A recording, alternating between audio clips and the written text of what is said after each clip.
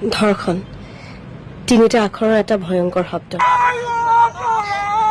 এই শব্দটো শুনিলেই বুকুখন কঁপি উঠে ন, কিন্তু যাৰ ঘৰত হৈছে তেওঁ কেনেকুৱা অনুভৱ কৰে চাগে।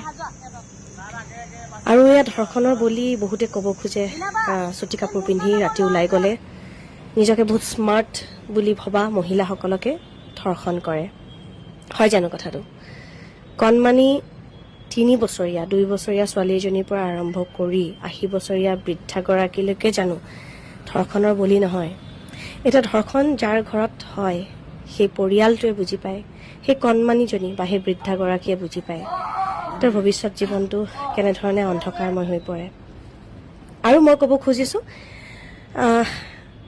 এটা খুব সুন্দৰ চৰিত্ৰ, আচলতে এটা বাস্তৱ চৰিত্ৰ, সেই বাস্তৱ চৰিত্ৰটো চিত্ৰনাট্যৰ ৰূপ দি এটা খুব চৰিত্ৰ তৈয়াৰ কৰা হৈছে। এই চৰিত্ৰটো হৈছে তেজা, আৰু সেই তেজা চৰিত্ৰটো কৰিছে মোৰ কণমানি ছোৱালীজনীয়ে, জিৰণীয়ে।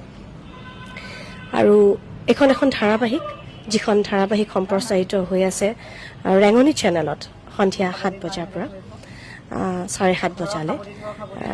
চিৰিয়েলখনৰ নামটো হৈছে ৰামধেনু।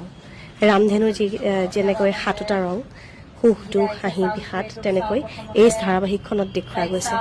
হাঁহি ধেমালি, খং ৰাগ অভিমান সুখ দুখ গোটেইখিনি আপোনালোকেও চাব।